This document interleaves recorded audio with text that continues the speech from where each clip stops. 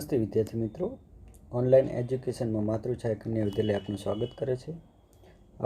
આજે ધોરણ 9ની અંદર વિજ્ઞાન વિષયમાં પ્રકરણ નંબર 9ની શરૂઆત કરવાના છીએ। પ્રકરણનું નામ છે બળ તથા ગતિના નિયમો। હવે વિદ્યાર્થી મિત્રો, આગળના પ્રકરણમાં આપણે પ્રકરણ નંબર 8માં ગતિની વાત કરી હતી। તો પદાર્થ ગતિ કેવી રીતના કરે છે તેની આપણે ચર્ચા કરી છે। આજે આપણે બળ અને ગતિના નિયમો છે તેની આપણે આજ વાત કરવાના છીએ। સૌપ્રથમ આપણે જોઈએ કે બળ એટલે શું, એટલે બળનો ખ્યાલ એ આપણે સ્પષ્ટ કરીશું તથા પદાર્થની જે સ્થિતિ છે તેના પર બાહ્ય બળની જે અસરો થાય છે તેના પર આપણે પહેલાં ચર્ચા કરીએ। તો સામાન્ય રીતે પદાર્થને ગતિમાં લાવવા માટે ગતિમાન પદાર્થની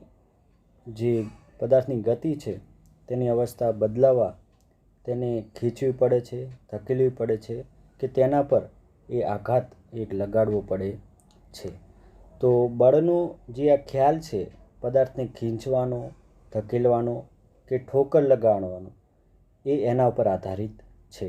બળ એ આપણને દેખાતું નથી, પરંતુ તેનો આપણને આભાસ થાય છે, તેની આપણને પ્રતિક્રિયા મળે છે, કંઈક ક્રિયા થાય છે, તેના ઉપરથી આપણે બળનો ખ્યાલ આવે છે। જેમ કે અહીંયા પદાર્થને ખેંચવાનો, ધકેલવાનો કે ઠોકર લગાડવાનો એ બળનો ખ્યાલ આપે છે। અહીંયા ઉદાહરણ તરીકે આપેલું છે કે ટ્રોલીને ધક્કો મારવાથી બળની દિશામાં એ ટ્રોલી એ ગતિ કરે છે। તેવી રીતના તિજોરીના ખાનાને એ આપણે બહારની તરફ ખીંચીએ છીએ એટલે બળ એ બહારની તરફ લાગે છે તે તેનો ખ્યાલ આપે છે। ત્યારબાદ બીજું એક ઉદાહરણ લેવું હોય તો જે હોકી સ્ટિકથી દડાને આગળની તરફ ઠોકર મારવામાં આવે છે તો તે પણ એક જાતનું બળ એ તે જવાબદાર છે। આમ બળ એ આપણે જોઈ શકાતું નથી, પરંતુ તેનો પ્રભાવ એ જોઈ શકાય છે કે તેને અનુભવી શકાય છે। બળ લાગવાથી પદાર્થના વેગમાં ફેરફાર થાય છે, અર્થાત એવું કહી શકીએ કે વેગના મૂલ્યમાં ફેરફાર કરવા અને વેગની જે ગતિની દિશા છે તેને બદલાવવા માટે પણ બળનો આપણે ઉપયોગ કરીએ છીએ। બળ લગાડવાથી વિદ્યાર્થી મિત્રો પદાર્થનો આકાર અને અથવા તેના જે પરિમાણ છે એટલે તેની સાઇઝ છે તેનો ફેરફાર આપણે કરી શકાય છે। અહીંયા ઉદાહરણ આપણે સ્પ્રિંગ આપેલી છે, સ્પ્રિંગને આપણે બંને તરફ આપણે ખીંચીશું ત્યારે સ્પ્રિંગ એ મોટી થશે। તેવી જ રીતના દડાને આપણે બંને તરફ એ લગાડીશું બળ, ત્યારે એ બળ લગાડવાથી ગોળાકાર દડો એ અંડાકારમાં બની જાય છે। તો આ રીતના વિદ્યાર્થી મિત્રો બળનો જે પ્રભાવ છે તે આપણે જોઈ શકીએ છીએ। તો આ બળ એ આપણે જોઈ શકતા નથી, પરંતુ તેના પ્રભાવ અને તેના અનુભવ છે તેના પરથી આપણને બળ લાગી રહ્યું છે તેવો આપણને આભાસ થાય છે। હવે તેના પછી આપણે ટોપિકની વાત કરીએ કે સંતુલિત અને અસંતુલિત બળો એટલે શું। સંતુલિત અને અસંતુલિત બળો વિશે સમજવા માટે આપણે એક પ્રવૃત્તિ વડે તેને સમજીએ। લાકડાના એક બ્લોકને સમસ્થિતિ ટેબલ પર મૂકીને બે દોરી X અને Y એ બ્લોકના સામસામેના છેડા સાથે જોઈન્ટ કરીએ। હવે વિદ્યાર્થી મિત્રો, અહીંયા તમને જે લાકડાનો બ્લોક છે તે જો દેખાય છે તમને X અને Y એ સામસામેના બે છેડા સાથે આપણે દોરી વડે બાંધેલ છે। હવે X અક્ષિસ તરફ આપણે દોરીને ખેંચીશું ત્યારે જે લાકડાનું બ્લોક છે એ જમણી બાજુ ખેંચાશે।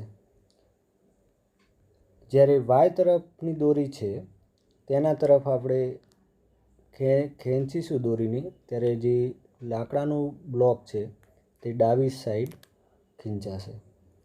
હવે જ્યારે એક્સ અને વાય એ બંને બાજુથી સમાન બળ દ્વારા ખેંચવામાં આવે તો શું થશે વિદ્યાર્થી મિત્રો? તો જો એક્સ તરફનું બળ અને વાય તરફનું બળ બંને ખેંચાણ બળ સમાન હશે તો બ્લોક એ ગતિ કરશે નહીં, પરંતુ તે પોતાની સ્થિર અવસ્થામાં તે રહેશે. એટલે કે બ્લોક એ ગતિ કરતો નથી. તો આનો મિનિંગ શું થયો? તો બંને બળો એ સમાન થયા, એટલે કે આ બળો એ સંતુલિત બળો એ કહેવાય છે. તો સંતુલિત બળોની વ્યાખ્યા જોઈએ તો જે બળોની સંયુક્ત અસર હેઠળ પદાર્થની સ્થિર અથવા ગતિમાન અવસ્થામાં ફેરફાર થતો ન હોય તે બળોને સંતુલિત બળો કહે છે. સંતુલિત બળોનું પરિણામી બળ શૂન્ય હશે, યાદ રાખજો.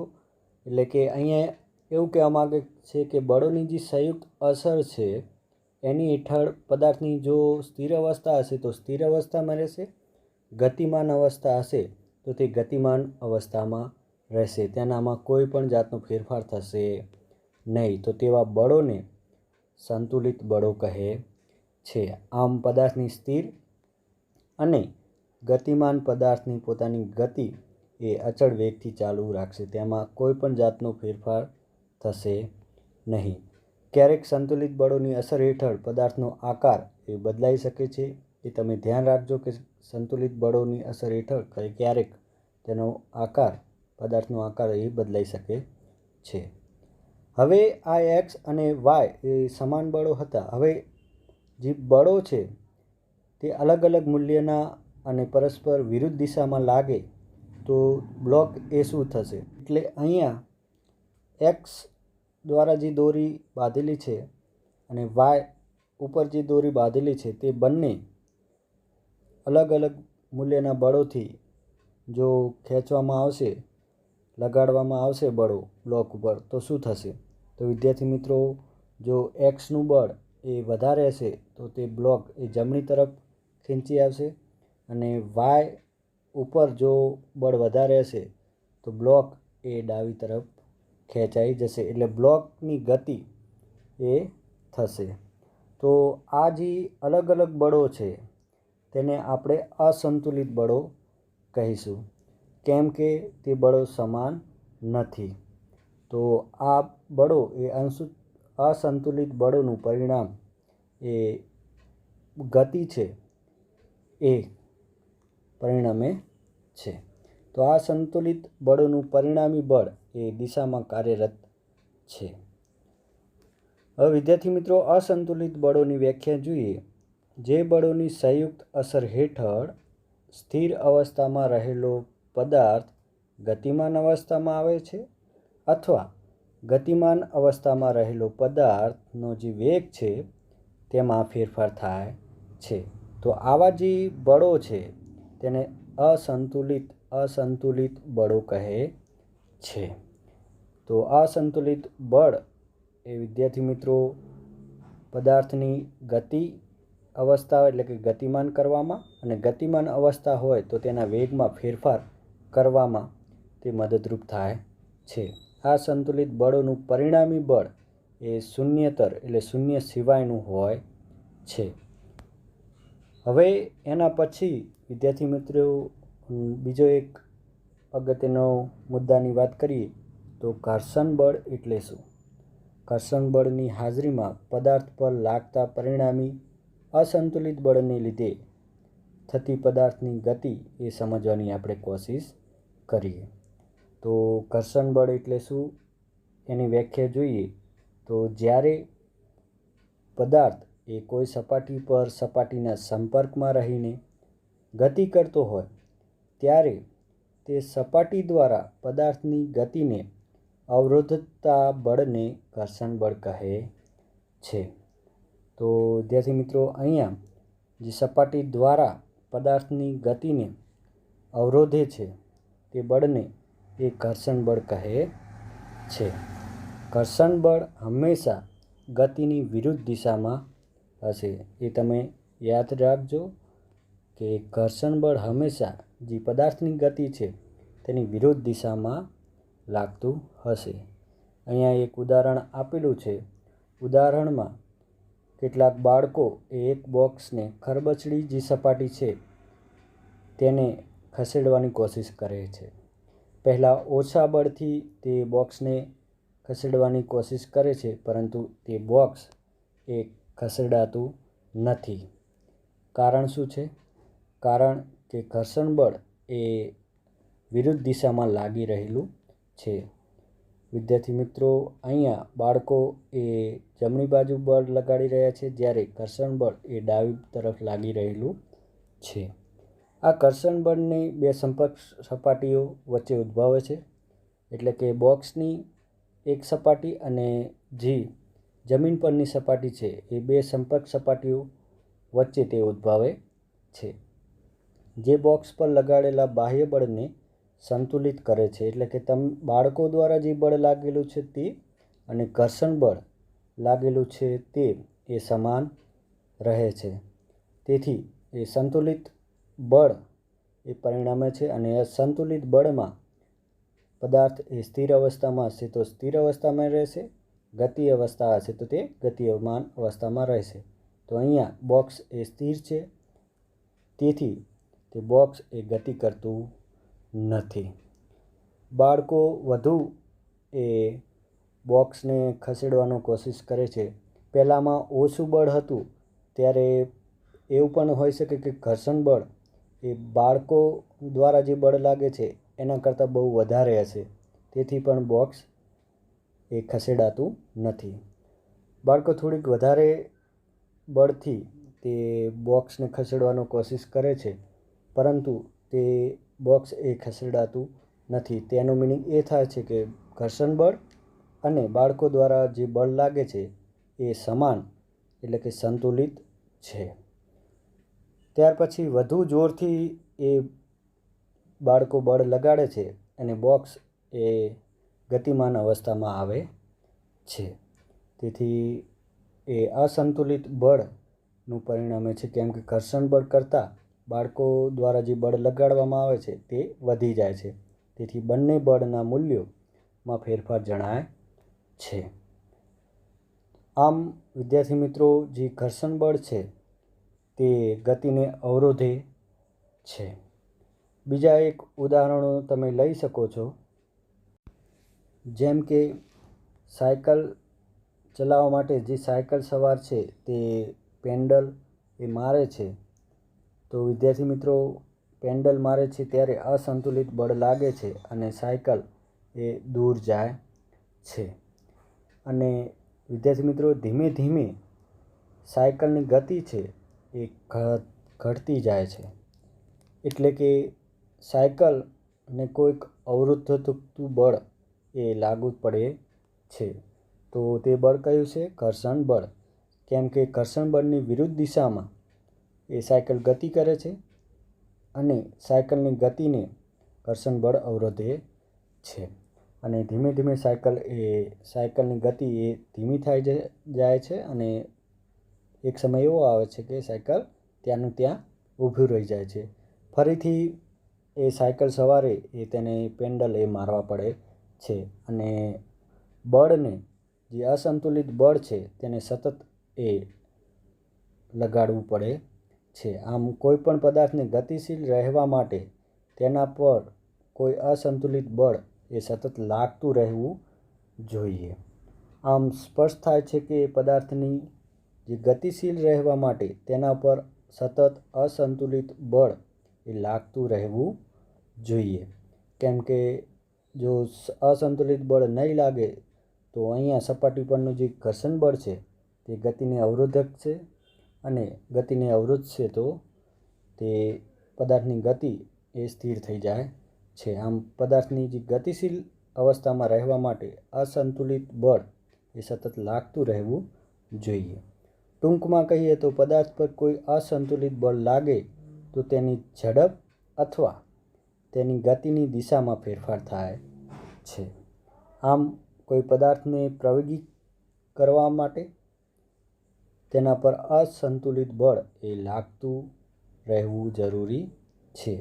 તથા તેની ઝડપ અને ગતિની દિશામાં જ્યાં સુધી અસંતુલિત બળ લાગે છે ત્યાં સુધી તેનામાં ફેરફાર થાય છે. જ્યારે આ અસંતુલિત બળ એ સંપૂર્ણપણે દૂર કરી દેવામાં આવે ત્યારે ત્યાં સુધીમાં જે પદાર્થે એક વેગ એ લઈ લે છે ત્યાં સુધી તે ચાલુ રહે છે અને એક સમય બાદ તે પણ સ્થિર થઈ જાય છે. અહીંયા એક નોંધવાવાળી બાબત એ છે કે પદાર્થની જે ગતિશીલ રહેવા માટે કોઈ અસંતુલિત બળ તેના પર સતત લાગતું રહેવું જોઈએ. આ વિધાન એ હંમેશા સત્ય નથી, કારણ કે જો કોઈ પદાર્થ એ અચળ વેગથી ગતિ કરતો હોય ત્યારે તેના પર બળ એ સંતુલિત હોય છે. પરિણામે તેની પર કોઈ પણ ચોક્કસ એ બાહ્ય બળ લાગતું નથી. એટલે કે આ વિદ્યાર્થી મિત્રો અચળ વેગથી જે ગતિ કરતો પદાર્થ છે તેના માટે છે, ત્યારે તેના પર જે લાગતું બળ છે એ ધક્કારૂપી બળ હોય કે ઘર્ષણ બળ હોય એ સંતુલિત હોય છે. પરિણામે તેના પર કોઈ ચોક્કસ બાહ્ય બળ લાગતું નથી. તેની વધુ સમજ એ આપણે આગળના જે મુદ્દો છે તેનામાં સમજીએ. તો તેમાં બીજો એક અગત્યનો ટૉપિક છે ગતિનો પ્રથમ નિયમ. ગતિ વિશે જે ગેલિલિયોની વિચારધારા છે તેને આપણે સૌપ્રથમ સમજીએ. ગેલિલિયો દ્વારા જે પ્રયોગો રજૂ થયા હતા તે આપણે જોઈએ અને તેના પર આપણે થોડું નિષ્કર્ષણ નીકાળીશું. ગેલિલિયો ઈસવીસન 1564થી 1642 એ ઢાળ પર જે ગતિ કરતો પદાર્થ છે તેના પર કેટલાક પ્રયોગો કર્યા અને જે પ્રયોગો કર્યા તેના પરથી આપણે કેટલાક એમને અવલોકનો નીકાળ્યા. એમના જે અવલોકનો છે તેને આપણે જોઈએ. પહેલું છે, જ્યારે લખોટી એ ઢાળવાળી સપાટી ઉપરથી જે ઢાળવાળી સપાટી છે તેના પરથી ઉપરથી નીચે તરફ ગતિ કરે છે ત્યારે તેના વેગમાં વધારો થાય છે. અને વેગમાં વધારો થતો હોય તો આ કેવી ગતિ થશે? પ્રવેગી ગતિ. એટલે કે લખોટી એ પ્રવેગી ગતિ કરે છે. અહીંયા V2 એ V1 કરતાં વધારે છે. બીજું જે અવલોકન એમણે લીધું હતું, જ્યારે લખોટી એ ઢાળવાળી સપાટી છે તેના પર નીચેથી ઉપર તરફ એ ગતિ કરે છે ત્યારે વેગમાં એક ઘટાડો થાય છે. એટલે ઉપરથી નીચે પહેલાં કરી લખોટીને ફેંકી, હવે નીચેથી ઉપર તરફ લખોટીને જ્યારે ઉપર ફેંકવામાં આવે છે ત્યારે જે વેગ છે તેમાં ઘટાડો જોવા મળે છે. અને વેગમાં ઘટાડો થતો હોય તેને કેવી ગતિ કહીશું? પ્રવેગી ગતિ. તો આ બે ઉદાહરણો એ તેમણે નોંધ લીધી.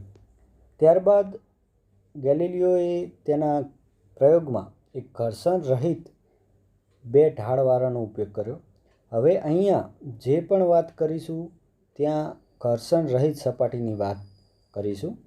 ત્યાં ઘર્ષણ બળે લાગતું નહીં હોય. આવી સપાટી એ વાસ્તવમાં શક્ય નથી. પરંતુ ગેલિલિયોએ પોતાના પ્રયોગમાં એક ઘર્ષણ રહિત બે ઢાળનો ઉપયોગ કર્યો. તો જોઈએ કે લખોટીનો જે અભ્યાસ છે તેના ઉપરથી કયા અવલોકન તેને નીકાળ્યા. તો પહેલું ગેલિલિયોએ અવલોકન એ નીકાળ્યું કે જે બે સમાન ઢાળવાળા જે સપાટીઓ છે તેના કોઈ એક ઢાળ ઉપરથી ચોક્કસ ઊંચાઈએથી લખોટીને ધક્કો માર્યા વગર એ ગતિ કરવા દેવામાં આવે છે.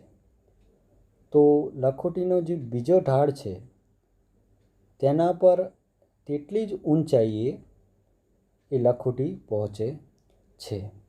એટલે ધારો કે આ 5 સેન્ટીમીટર જેટલી ઊંચાઈ છે ત્યાંથી ધક્કો માર્યા વગર લખોટીને મૂકવામાં આવે છે અને આ ઢાળ અને આ ઢાળ બંને કેવા છે? સમાન છે. તો બીજો જે ઢાળ છે તેના પર પણ એ 5 સેન્ટીમીટર જેટલું ઊંચાઈ અંતર કાપે છે. આ તેનું પહેલું અવલોકન હતું. એટલે કે અહીં લખોટી એ બંને ઢાળ પર સમાન અંતર કાપે છે. આ કિસ્સામાં જોવા જઈએ તો θ1 = θ2 છે, એટલે કે θ1 અને θ2 બંને સમાન છે. D1 અને D2 એ પણ સમાન છે. H1 અને H2 એ પણ સમાન છે. અહીંયા θ1 અને θ2 ને ઢાળના નમન કોણ પણ કહે છે. ઢાળનો જે સમક્ષિતિજ સપાટી સાથેનો કોણ પણ તેને કહે છે. હવે બીજું એક અવલોકન એને લીધું કે જે પહેલી સપાટી છે એ ઢાળને અચળ રાખી અને બીજી સપાટીનો ઢાળ એ ઘટાડવામાં આવે છે. ત્યારે સપાટી જે છે તેનો જે ઢાળ છે એને ઘટાડતા જઈએ ત્યારે શું અવલોકન આવે છે તો તે જોઈએ. તો વિદ્યાર્થી મિત્રો, અહીંયા તમને અલગ અલગ સપાટી દેખાય છે. પહેલો જે ઢાળ છે, બીજો જે ઢાળ છે, ત્રીજો જે ઢાળ છે, તેને બદલાવવામાં આવે છે. તો જે લખોટી છે એ પહેલાં ઢાળ જેટલી જ એ ઊંચાઈ એ કાપે છે, પરંતુ આ માટે તે બીજી સપાટી પર એ વધુ અંતર કાપે છે. તો જે પહેલી સપાટીનો ઢાળ છે તેને આપણે અચળ રાખીશું, એટલે કે જે આ ઢાળ છે તેને અચળ રાખીશું. બીજી સપાટી છે તેનો ઢાળ આપણે બદલીશું. તો તમને દેખાય છે θ1 θ2 એ જે રીતના છે, θ4 θ3 θ2 બરાબર, એ રીતના ઢાળ તેનો બદલાય છે. હવે જે પહેલી સપાટી છે તેની ઢાળની એક ઊંચાઈથી લખોટીને મૂકવામાં આવે છે. તો θ2 વાળો જે એંગલવાળો જે ઢાળ છે તેના ઉપર લખોટી જે ઊંચાઈ છે, તેવી રીતના બીજો જે ઢાળ છે θ3 વાળો તેના ઉપર જે લખોટીની ઊંચાઈ છે, અને θ4 વાળો જે ઢાળ છે તેના ઉપર લખોટીની જે ઊંચાઈ છે તે એક સમાન એ કાપે છે.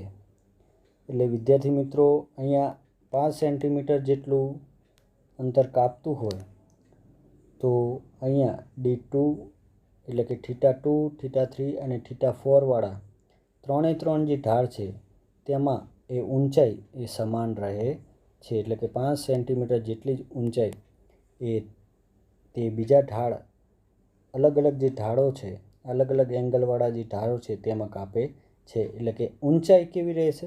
સમાન રહે છે. પરંતુ વિદ્યાર્થી મિત્રો, અહીંયા તેનું અંતર એ બદલાય છે. ધારો કે અહીંયા D2 અંતર એ 10 સેન્ટીમીટર જેટલું છે, તો અહીંયા અંતર એ થોડું ચેન્જ થશે.